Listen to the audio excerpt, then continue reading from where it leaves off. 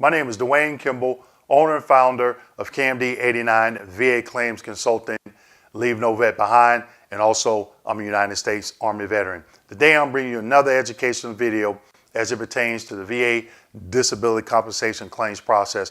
But before I get into the video, I just want to make a couple announcements. One, a lot of veterans are contacting me, leaving comments on my YouTube channel or sending me emails, which I really appreciate and very grateful for, asking me to do certain trainings, educational trainings on different topics. I've done that. If you go to my website, it's in the link in the description section of this video, and you click on the calendar tab on my website, you'll see all the available training that I'm doing for the month of February. And I do these every month. So yesterday I did one where I explained nexus statements. What goes into a nexus statement? What information goes into a nexus statement? What evidence needs to be reviewed when the examiner is completing a nexus statement?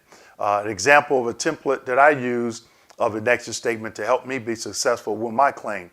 And examples, I gave a couple examples of a medical opinion and rationale. A lot of veterans, they know what a medical opinion is, but they don't know what a rationale is, okay? So I talk about all that stuff in the training. Also, you can find on in the training on my website how to be successful on the VA disability compensation claims process.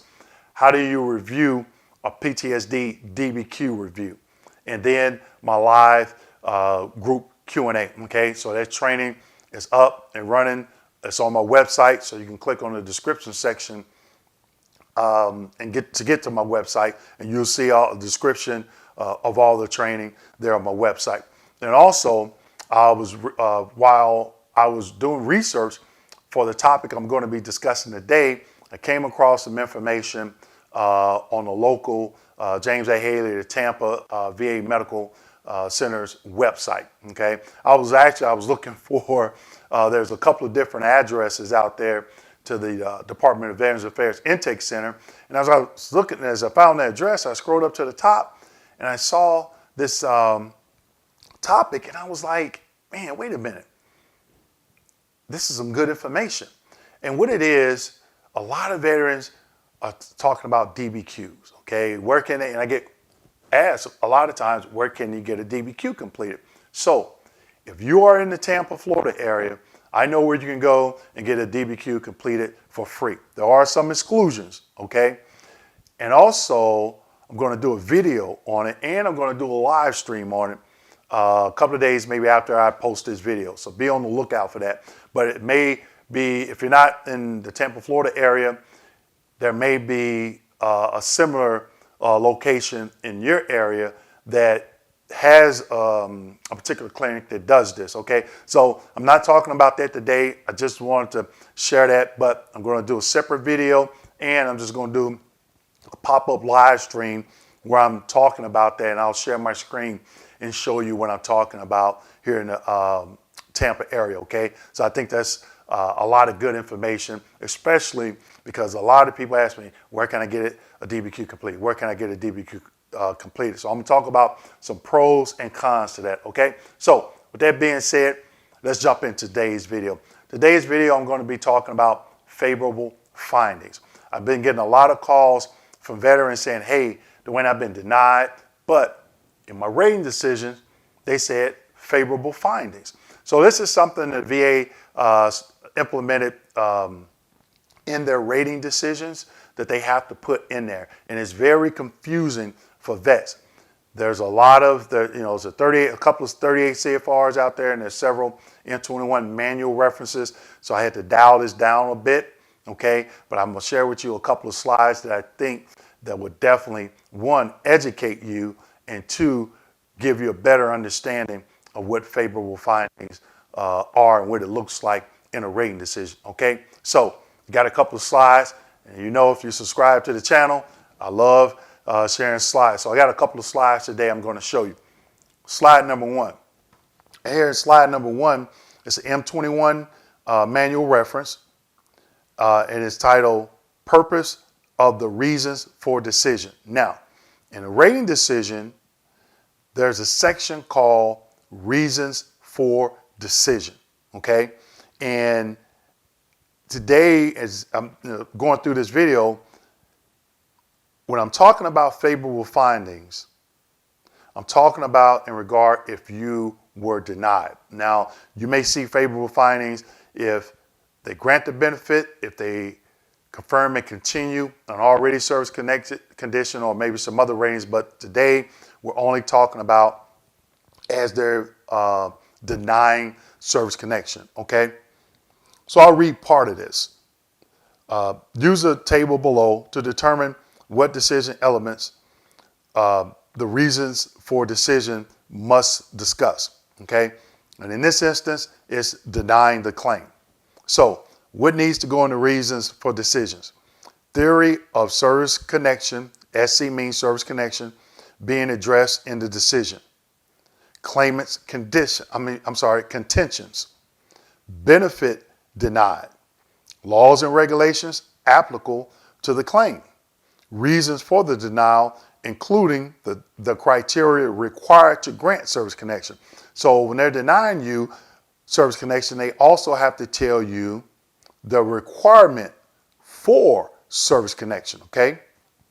Element required to grant the claim were not met, and finding favorable to the claimant under 38 CFR 3.104 subpart C, all right?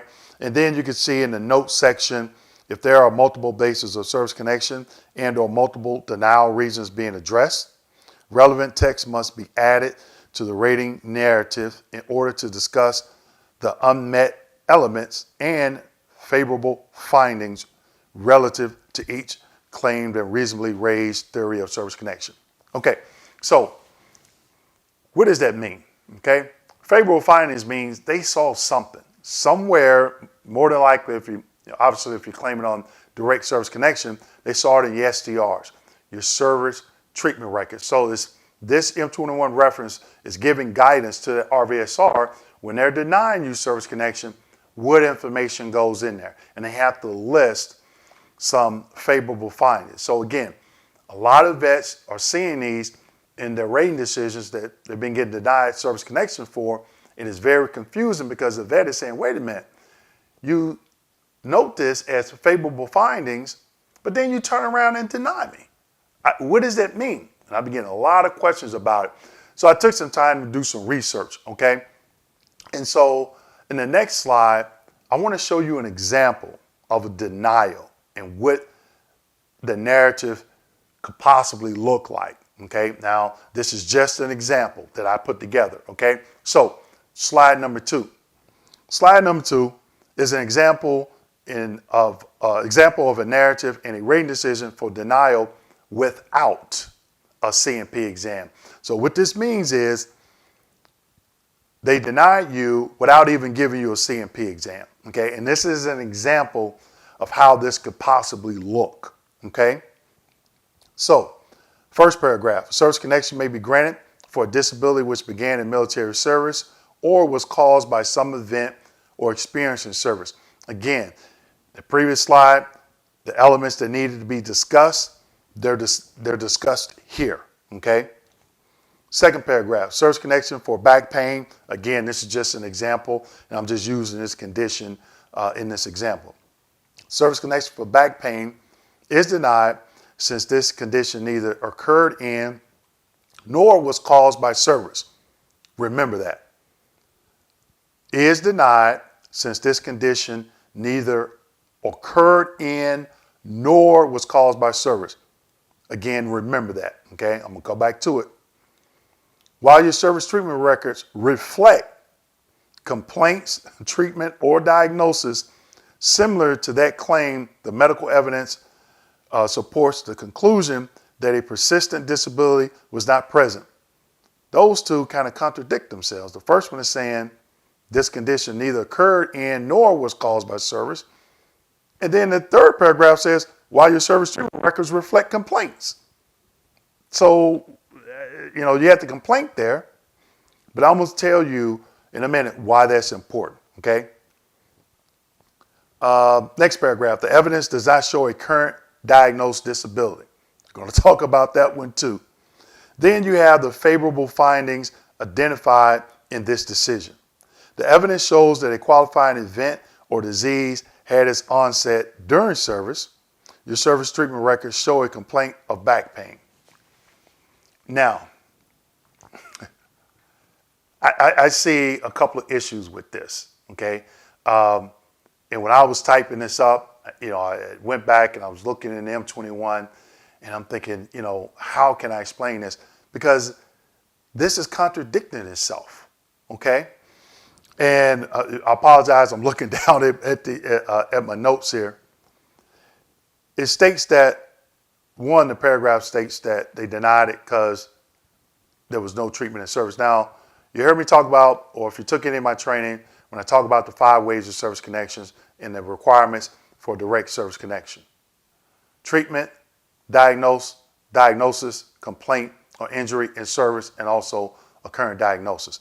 Now, this saying that it didn't occur in service, then in the following paragraph it states, while your service treatment records reflect complaints, treatment, or diagnosis similar to that. Okay, so they solved something. All right. Then they talk about the favorable findings. The evidence shows that a qualifying event, injury, or disease had its onset during service. So it's very contradictory. But remember, I stated that this is an example of denial without being given a C&P exam. Now, a lot of people then they go on to say, well, I'm going to do a high-level review. Do I think, if this was an actual veteran, do I think they have a leg to stand on a high-level review? Yes. And this is why.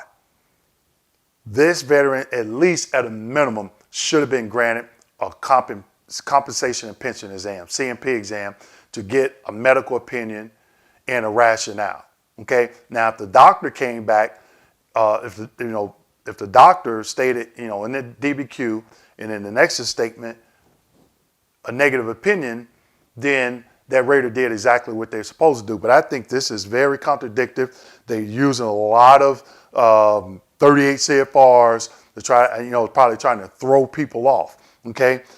But at a minimum, like I said, at a minimum, the RVSR should have said, wait, I see an event in service.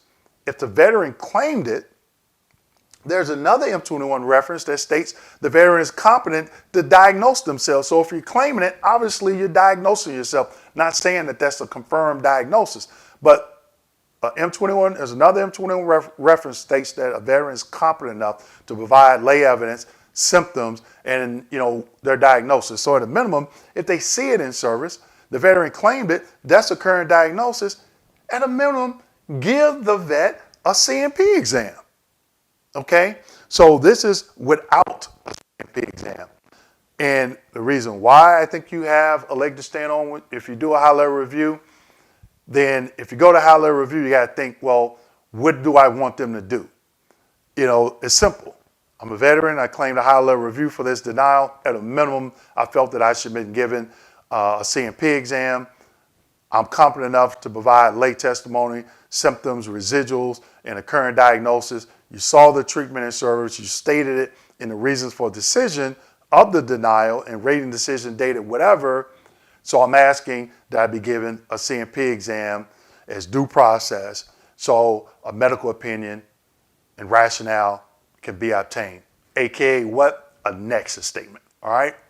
So let's just say the veteran did have a C&P exam. Now, one thing that could look different in this particular reasons for decision example that I gave, the RVSR may put the actual medical opinion from the examiner in there, okay? So even though there's favorable findings, the RVSR did exactly what they were supposed to do in requesting the C&P exam. You just received, meaning the veteran, received a negative opinion from that examiner. A lot of veterans miss that part. They'll say, hey, I got favorable findings. They still denied me. I don't know why they denied me. Well, in there, more than likely, 9 times out of 10, go back and read it. There's a negative opinion in there. If it's not, and you did have a C&P exam, the next question is, did you submit a FOIA request to get a copy of your C&P exam or your claims folder if it was done at a third-party contractor? And again, in the description section, Where can you find that how I submitted my FOIA request to get a copy of my claims file on CD? Where can you find it? In the description section below, okay? A lot of veterans, they don't look at it at the description section. I provide a lot of good information in there, okay? So I just wanted to give you that example as it pertains to favorable findings. Bottom line, if you're being denied service connection and they say favorable findings, you got to ask yourself, did you get a CMP exam? The example that I just showed you of the reasons, the decisions, the veteran didn't. But let's just say you did. Then the negative opinion would be in there. So now the next question is, well, man, what is that negative opinion? I need to get a copy of that. The first example, I'm like, the rater should at least a minimum requested the exam, because the example I gave, and if you've ever been denied, go back and look at it, and it could look similar, and just read it, and it sounds very contradictory, okay? And then they throw a bunch of 38 CFRs in there just to cover themselves, all right? So with that being said, please like, subscribe, hit that notification button. Please share this video with other veterans. Again, go to my website. I have my training updated, and also in the next video, I'm going to talk about where can you get those DBQs completed for free, especially in the Tampa, Florida area. But you might want to be able to, you might want to check your local VA healthcare, VA medical center, because they may have some similar program. So I'm going to share all that information in my next YouTube video, and I'm going to do a live stream on it. So you definitely want to be on the lookout for that. So thank you for watching this video. Thank you for your service, and I'll see you in my next educational video. Thank you.